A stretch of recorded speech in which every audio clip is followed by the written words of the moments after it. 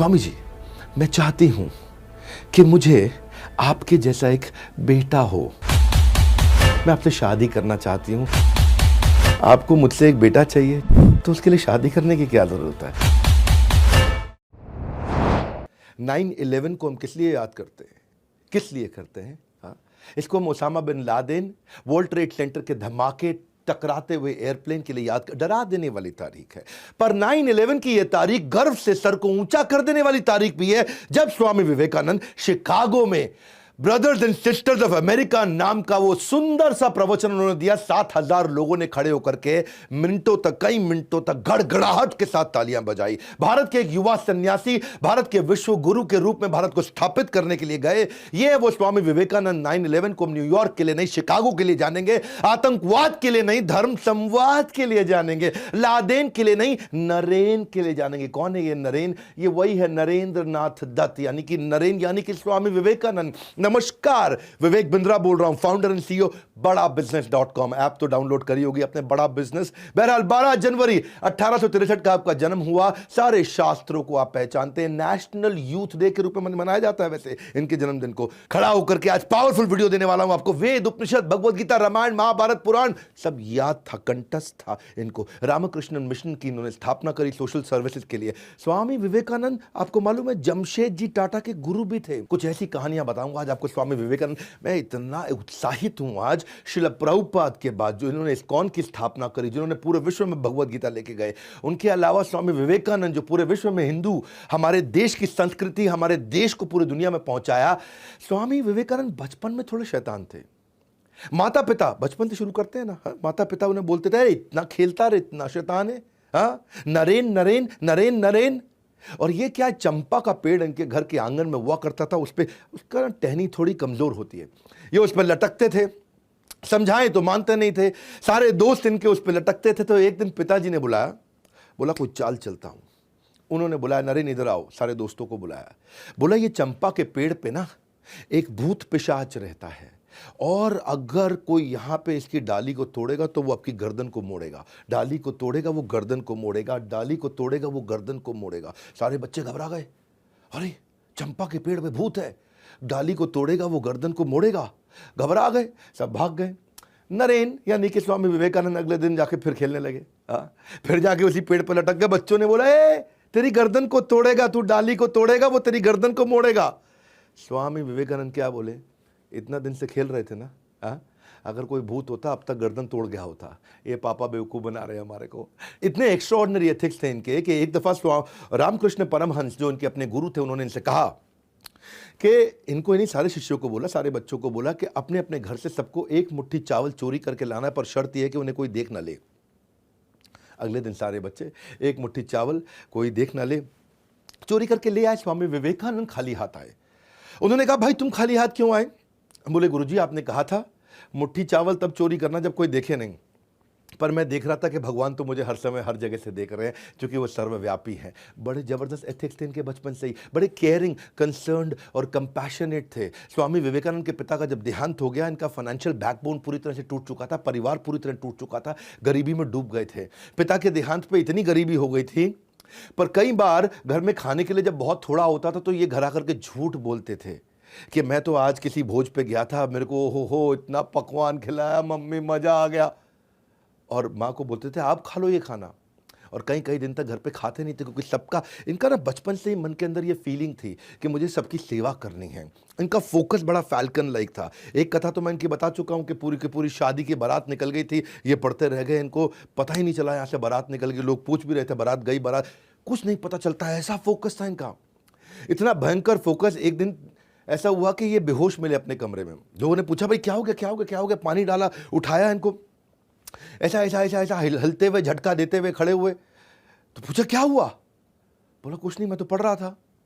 तब पता चला ये 3 दिन 3 रात से पढ़ रहे थे।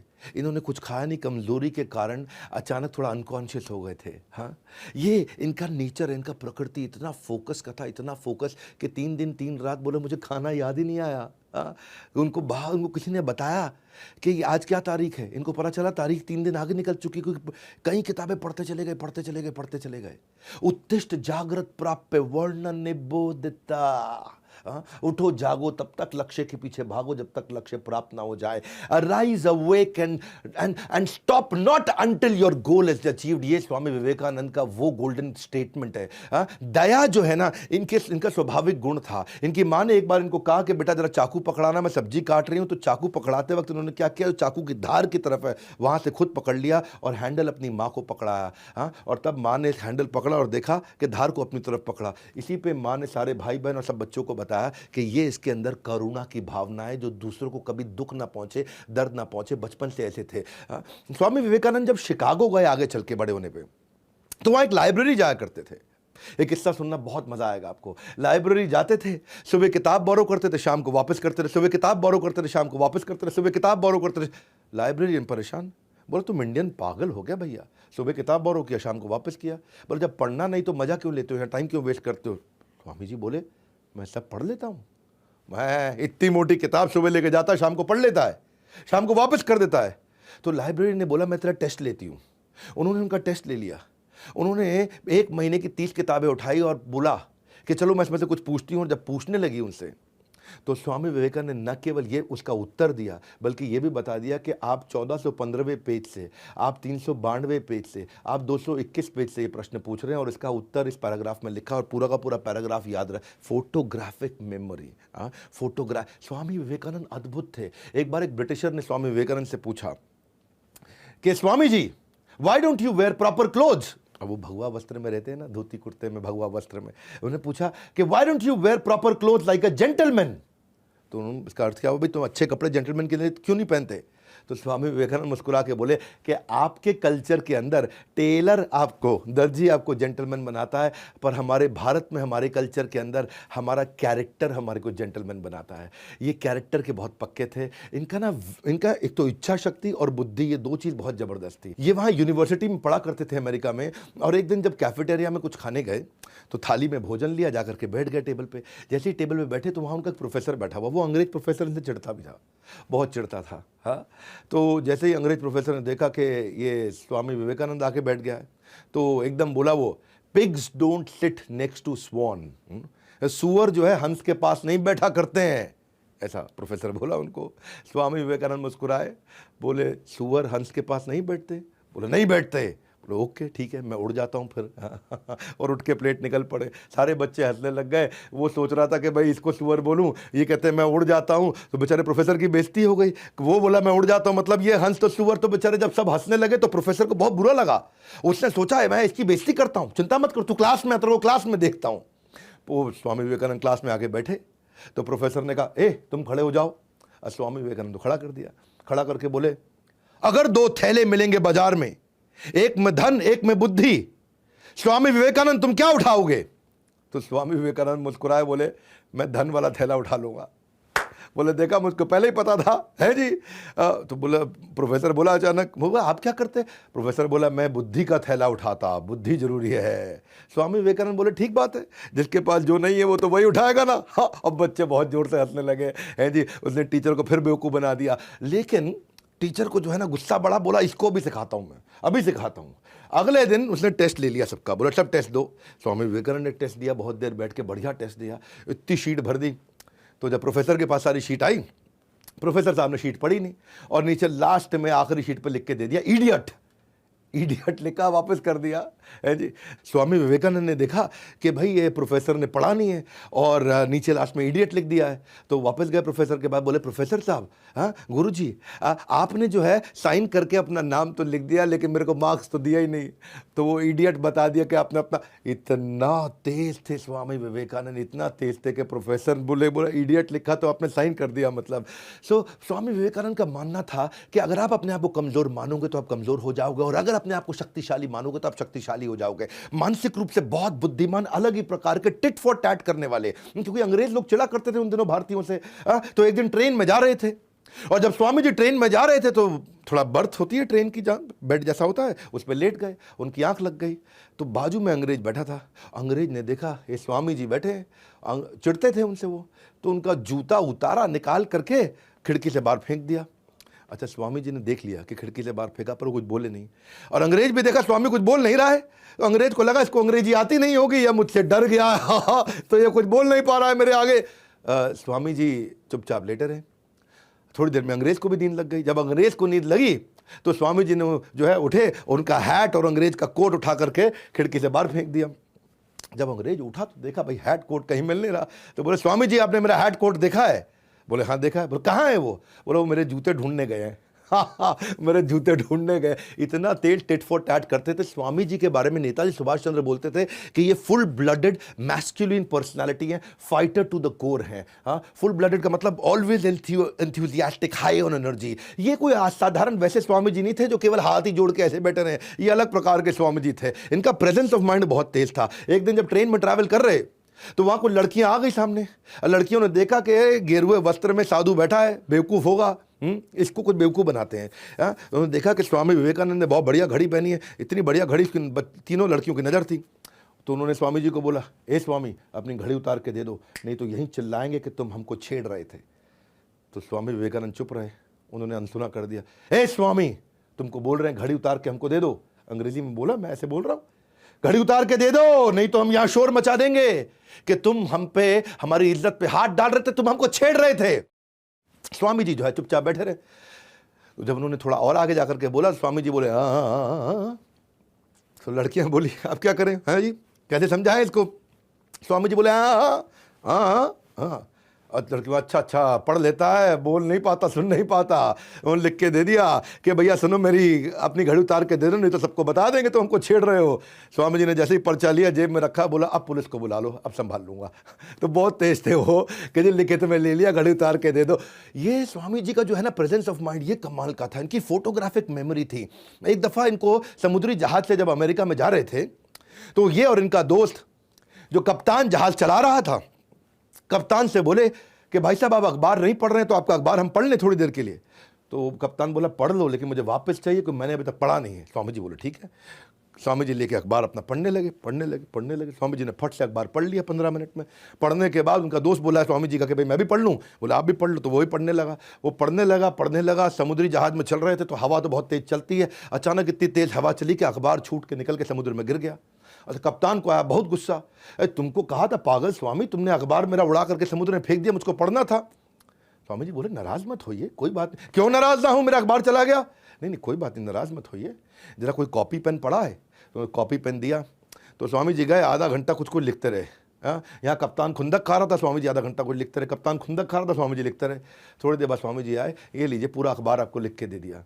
स्वामी जी ने एक एक शब्द अखबार का पूरा वर्ड टू वर्ड लिख के दे दिया। उसकी बुद्धि चकरा गई। और बोला उसने उतर करके वहाँ चेक किया, बोला चेक कर लेना, पूरा वर्ड टू वर्ड पूरा अखबार छाप दिया स्वामी जी ने वहाँ पे। ऐसी फोटोग्राफिक मेमोरी थी। और वहीं पे कप्तान ने बोला कि ऐसा मैनिफेस्टेशन सुपर ह्यूमन पावर का ये ब्रह्मचार्य से आता है, लेकिन केवल ब्रह्मचार्य से नहीं आता, ये व्यक्ति अद्भुत है। ये कैप्टन थे शिप के जिन्होंने वैलिडेट किया जाके न्यूज़पेपर को चेक करने के बाद ये स्टेटमेंट दिया उनके बारे में। स्वामी जी एक अद्भुत व्यक्ति थे। ये इन्होंने दुनिया भर में कम्युनिटी, इंडियन कम्युनिटी को पॉपुलर बनाया, पावरफुल बनाया। जो हमारी वैदिक संस्कृति थी उसको जाके पॉपुलर बनाया, पावरफुल बनाया। एक शिकागो में एक कॉन्फ्रेंस थी 1893 के अंदर। इनको जब इनवाइट किया गया, उस धर्म संवाद के लिए जब इनवाइट किया गया, तो सबको बताया गया कि ड्रेस कोड क्या है, फॉर्मल सूट टाई शर्ट, सब आके धर्म संवाद करने वाले। स्वामी जी धोती कुर्ते में पहुंच गए। अमेरिकन को बुरा लगा, अरे बोला था सूट टाई पहनने के लिए। स्वामी जी बोले नहीं मैं तो ऐसे ही आता हूँ। मुस्कुरा दिए। तो उन्होंने क्या किया, स्वामी जी को पहले बोलना था, उनका नंबर कर दिया आखिरी। सबको दिए 10-10 मिनट बोलने के लिए, स्वामी जी को दिए 2 मिनट बोलने के लिए। और बोले सोचे कि ये धोती कुर्ते में आए, कोई वैसे ही नहीं सुनेगा, और जब आखिरी के 2 मिनट बचेंगे तो लोग उठ के निकल लेंगे, इसको वैसे ही कोई नहीं सुनेगा। तो चाहते थे कि स्वामी विवेकानंद की बेइज्जती हो जाए।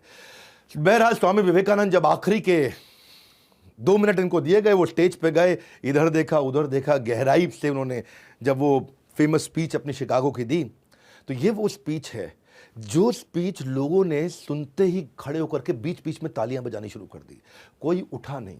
2 मिनट नहीं, 10 मिनट नहीं, 20 मिनट नहीं, आधा घंटा नहीं, 1 घंटा नहीं, जबकि सब 10 मिनट बोले, ये 1.5 घंटा तक वहां बोलते रहे। पिन ड्रॉप साइलेंस, ताली बजती शांति हो जाती, ताली बजती सन्नाटा हो जाता, ताली बजती सन्नाटा हो जाता। ये वो 1.5 घंटे की स्पीच है जो आज भी पूरी दुनिया जिसके लिए स्वामी विवेकानंद को याद करती है। और खत्म होने के बाद पूरा का पूरा स्टेडियम 8000 लोगों के साथ में खड़े होकर गड़गड़ाहट तालियां बजाता चला गया। विश्व धर्म संसद में स्वामी विवेकानंद का सबसे महान वक्ता थे वहां पे। और न्यूयॉर्क हेराल्ड ने कहा, उन्हें सुनने के बाद लगता है कि जिस देश में इतने विद्वान और बुद्धिमान लोग रहते हैं उस देश में मिशनरी को भेजना, क्रिश्चियन मिशनरी को भेजना मूर्खतापूर्ण होगा। ये न्यूयॉर्क हेराल्ड ने बोला, उनका सबसे बड़ा अखबार हुआ करता था। न्यूयॉर्क क्रिटिक ने कहा कि कई विद्वानों का भाषण अच्छा था, लेकिन हिंदू साधु स्वामी विवेकानंद के भाषण के आगे कोई टिक नहीं पाया। ये थे स्वामी विवेकानंद। रविंद्रनाथ टैगोर कहते हैं कि अगर इंडिया को जानना चाहते हो तो स्वामी विवेकानंद को पढ़ लो। इन्होंने भारत को जाकर रिप्रेजेंट किया पार्लियामेंट ऑफ रिलीजन में, शिकागो 1893। वेस्टर्न वर्ल्ड ने इंडिया को अथॉरिटी एक्सेप्ट किया धर्म के रूप में, ये पहली बार हुआ था। लेकिन क्या है, इंडिया आज भी कि ये देश की कम्युनिटी को पूरी दुनिया तक पहुंचाया, ये देश की कम्युनिटी को पूरी दुनिया को समझाया कि हमारी वैदिक धर्म की कम्युनिटी क्या है। बड़ा बिजनेस में मैं बिजनेस की कम्युनिटी को पहुंचाना चाहता हूं। स्वामी विवेकानंद हमारे आदर्श हैं, इसी भक्तिवेदांत स्वामी श्रील प्रभुपाद हमारे आदर्श हैं। हम चाहते हैं कि हम ये इंडियन बिजनेस कम्युनिटी को लेकर के जाएं, इसलिए मैंने भी प्रयास किया है और आप सब लोगों ने इतना साथ दिया। इंडिया की पहली नेटवर्किंग प्लेटफॉर्म मैंने बिजनेस का बनाया है। मैं Facebook, LinkedIn, YouTube, Twitter, Instagram, ये सब है सोशल मीडिया, लेकिन बिजनेस का मीडिया कहां है, बिजनेस का सोशल मीडिया कहां है? आज बिजनेसमैन, एंटरप्रेन्योर, इन्वेस्टर, स्टार्टअप, सारे प्रोफेसर, सोलोप्रेन्योर, इनके लिए मैंने एक ऐप तैयार करी है, बड़ा बिजनेस। यहां लोग आते हैं, फेसबुक की तरह ही पोस्ट करते हैं, लिंक्डइन की तरह पोस्ट करते हैं। हजारों लाखों लोगों ने ऐप डाउनलोड करी है, लाखों लोग रोज आते हैं, बिजनेस का कंटेंट वहां डालते हैं, बिजनेस की कंटेंट पे बात करते हैं। MSME, SME, subject matter expert सब आते हैं, सब skill, technology, digital marketing, investing, manufacturing, इन सब पे खूब चर्चा होती है, एक दूसरे से दोस्त बनते हैं। वैसे फेसबुक चलता है। आप सबको बताना चाहता हूं मैं आगे और कहानियां सुना रहा हूं स्वामी विवेकानंद की, लेकिन उससे पहले आपको बता दूं, ऐप जरूर डाउनलोड कर लेना आज के आज, अभी के अभी, इस वीडियो को समाप्त होते ही। आपको इररिलेवेंट कंटेंट नहीं है वहां कोई भी, केवल बिजनेस पे कंटेंट है। मैंने 4 आर पे फोकस किया। रेलेवेंट कंटेंट, आपकी बन जाए रेप्यूटेशन, आपको मिल जाए रेवेन्यू, आपके बन जाए रिलेशंस, आपको मिल जाए रेफरल। बस यही है मेरा मुद्दा। ऐप डाउनलोड करके आप खुद ही फील करोगे, आपके हजारों लाखों फॉलोअर्स बनने लग जाएंगे अगर आप वहां कंटेंट डालोगे तो। बहरहाल, जैसे स्वामी जी ने प्रयास किया, एक इंडियन कम्युनिटी को एस्टैब्लिश दुनिया में जाकर के किया, इनके लेक्चर के बाद स्वामी जी के बहुत पॉपुलर हो गए। ये इतने पॉपुलर हुए कि इनको अलग अलग लोग अपने घर में बुलाने लगे, और लोगों ने अपने घर में बुलाया, सारे बड़े बड़े रईस लोगों ने बुलाया। एक बार एक ऐसे ही बहुत अमीर आदमी, जो अमेरिका के सबसे अमीर आदमी थे, अपने घर बुलाया। इनकी कथा हुई, चर्चा हुई, उन्होंने बोला कि आप यहाँ पे आराम करिए। बड़ा गद्देदार, मुलायम, बड़ा सुंदर कमरा और बेड, वो गद्देदार बेड। इस पर बोला कि आप यहाँ विश्राम कीजिए स्वामी जी। स्वामी जी गए, उन्होंने बेड देखा, जाके उस पर बैठे, लेकिन उनके मन में विचार आया कि मेरी माँ आज भी जमीन पे सो रही होगी भारत में, आज भी कम से कम 25 करोड़ भारतीय जमीन पे वहाँ सो रहे होंगे, बड़ी एक्सट्रीम कंडीशंस में, जिनके पास पंखा तक नहीं है, जिनके पास कोई सुविधा नहीं, जिनके पास बिजली नहीं है, और बहुत बुरी हालातों में बिना खाना खाए सोते हैं। तो मैं कैसे बिस्तरे पर सो जाऊँ? उस दिन वो बिस्तरे पर नहीं सोए, वो ज़मीन पर सोए, लेकिन वो उनका आखिरी दिन था। उसके बाद उन्होंने कभी किसी का इन्विटेशन एक्सेप्ट नहीं किया, अपने आश्रम में जाके सोया करते थे। इनफैक्ट एक बार प्राइम मिनिस्टर ब्रिटेन के, उन्होंने स्वामी जी को इन्वाइट किया और लंच पे उनको बिठाया, और लंच में स्वामी जी खुद भी बैठे उनके साथ में। अब ब्रिटेन का प्राइम मिनिस्टर छुरी कांटा लेकर के अपना बढ़िया से खाने लगा। भाई प्राइम मिनिस्टर है, और स्वामी जी बड़े बुद्धिमान थे, उनको बुलाया कि भाई चर्चा हो जाए उनसे। स्वामी जी अपना प्लेट लेकर के हाथ से खाने लगे। तो प्राइम मिनिस्टर उनकी तरफ देखा, उसको बड़ा बुरा फील हुआ, यार हम छुरी कांटे से खा रहे हैं यहाँ पे, अपने चम्मच से खा लो कम से कम, तुम छुरी कांटे से नहीं खा सकते। पर स्वामी जी अपना हाथ से खाए चले जा रहे हैं वहाँ पे, उनको बड़ा फील हो गया। तो उन्होंने से पूछ लिया कि आप इंडियंस इतने मॉडर्न एनवायरनमेंट के अंदर अभी भी हाथों से ही खा रहे हैं, ये क्या तरीका हुआ? तो स्वामी जी ने जवाब दिया अंग्रेजी में, because no one has used my hands before to eat. क्या अर्थ हुआ इसका? किसी ने मेरे खाने से पहले मेरे हाथों से खाना नहीं खाया है, लेकिन बहुत से लोगों ने मेरे इस खाना खाने से पहले इसी छुरी कांटे से खाना खाया है। यानी कि ये छुरी कांटे सब झूठे हो चुके हैं, मेरा हाथ आज तक मेरे ही मुंह में जाता है, ये दुनिया के मुंह में नहीं जाता है। स्वामी विवेकानंद का ये उत्तर सुन के ब्रिटेन के प्राइम मिनिस्टर बहुत हैरान हो गए। हाँ, भारत हमारा अभी परतंत्र था, स्वतंत्र नहीं था, लेकिन इतने बुद्धिमान लोगों को देख करके दुनिया, नेताजी सुभाष चंद्र बोलते थे कि इतने प्रोफाउंड, इतने कॉम्प्लेक्स थे कि if he had been alive I would have been sitting on his feet। Hindi में कहूं तो स्वामी जी इतने महान गहन थे कि अगर वो जिंदा होते तो मैं उनके चरणों में रहता। ये नेताजी सुभाष चंद्र बोस कहा करते थे। इतने क्लेवर थे, बियॉन्ड कंपैरिजन इनकी बुद्धिमत्ता। एक बार एक अंग्रेज ने क्या किया कि बहुत सारी किताबें रखी और बुलाया अपने घर पे, ये देखो। अच्छा, नीचे रख दी उसने भगवत गीता सबसे आखिरी में, और सबसे ऊपर रखी बाइबल। ये देखो मेरी किताबें, इतना पढ़ता हूं मैं, सबसे ऊपर देखो बाइबल है। तो स्वामी जी मुस्कुराए, फिर बोला ठीक लगाया ना मैंने सारी किताबों को? उसने बेइज्जती करना चाहता था कि भगवत गीता नीचे कर दी आखिरी में, बाइबल ऊपर कर। स्वामी जी बोले बिल्कुल ठीक लगाया आपने, बहुत अच्छा लगा है। अच्छा, वो अंग्रेज़ हैरान हो गया, उसको लगा स्वामी जी बुरा क्यों नहीं माने अभी तक। तो स्वामी जी ने जवाब दिया कि आपने सबसे नीचे भगवत गीता को रख के सबसे अच्छा काम किया, उसको नीचे ही रखिए, क्योंकि वो फाउंडेशन है दुनिया की बाकी सारी किताबों की। जैसे ही आपने भगवत गीता हिलाई, बाकी सारी किताबें नीचे गिर जाएंगी, और जब तक भगवत गीता को फाउंडेशन रखोगे दुनिया चलती चली जाएगी। ये थे स्वामी विवेकानंद, महिलाओं को उतना रिस्पेक्ट किया करते थे। लेकिन एक दफ़ा ये थोड़ी महिलाओं की कहानी सुनाता हूँ आपको। स्वामी विवेकानंद एक दफ़ा एक यूनिवर्सिटी में लेक्चर देने गए, तो वहाँ एक बहुत सुंदर लड़की थोड़ा दूर से, ये 3-4 लोगों से बात कर रहे थे, थोड़ा दूर से इनको देख रही थी। अच्छा, स्वामी जी पहचान गए थे कि देख रही है मुझको, लेकिन ध्यान नहीं दिए। वो खड़े होकर देखते रही स्वामी जी को, और ये 3-4 लड़कों के साथ अपना बात कर रहे थे। बहुत देर तक स्वामी जी ने देखा कि वो देख रही है। जैसे ही ये लड़के गए तो स्वामी जी उनकी तरफ मुड़े और प्रणाम किया। तो वो लड़की उनके पास आई और बोली, स्वामी जी। बोला जी। स्वामी जी, मैं चाहती हूँ कि मुझे आपके जैसा एक बेटा हो, मैं आपके जैसा एक बेटा चाहती हूँ, तो क्या आप मुझे एक बेटा दे सकते हैं? मैं आपसे शादी करना चाहती हूँ, आप शादी करके मुझे अपने जैसा एक बेटा दे दीजिए। तो स्वामी जी मुस्कुराए, मुस्कुरा के बोले, आपको मुझसे एक बेटा चाहिए जो कि मेरे जैसा हो, तो उसके लिए शादी करने की क्या ज़रूरत है? तो स्वामी जी तो लड़की, ओह, बिना शादी के आप बेटा दे दोगे मुझको? Good idea. हाँ, तो लड़की को लगा कि लगता है स्वामी जी तैयार हो गए हैं, अब मुझे बढ़िया बढ़िया। तो उसके मन में कुछ हार्ट ऐसा चलने लगे, ऐसा मतलब वो सोच ही रही थी। तो स्वामी जी फिर मुस्कुराए, बोले, हाँ मैं ठीक कह रहा हूँ, बिना शादी के आपको मेरे जैसा बेटा मिल सकता है। देखो, शादी करके मैं कोई गारंटी नहीं दे पाऊँगा कि हमारे संबंधों से जो संतान की उत्पत्ति होगी वो बिल्कुल मेरे जैसा होगा, ये मैं गारंटी नहीं दे सकता, लेकिन मेरे पास दूसरा उपाय है। वो बोली, क्या? वो उपाय ये है कि अगर आपको बिल्कुल मेरे जैसा बेटा चाहिए तो मुझे ही अपना बेटा बना लीजिए, मैं आपको अपनी माँ स्वीकार कर लेता हूँ, एक और बच्चा करने की क्या आवश्यकता है। वो लड़की बहुत हैरान हो गई, और उस दिन से स्वामी जी ने उनको अपनी माँ के रूप में देखा, स्वीकार किया, और वही औरत चल के आगे स्वामी जी की सबसे बड़ी शिष्याओं में से एक शिष्या बनी। ये थे स्वामी जी, जिनकी इंद्रियां हमेशा नियंत्रण में रहती थी। वो क्या कहते थे? हमेशा कहते थे कि if you can stretch a helping hand, do so, and if you can not then fold your hand. इसका अर्थ क्या हुआ? यदि आप किसी की मदद करने के लिए हाथ बढ़ा सकते हैं तो बढ़ाइए, और अगर मदद के लिए हाथ नहीं बढ़ा सकते तो कम से कम हाथ जोड़ तो लीजिए।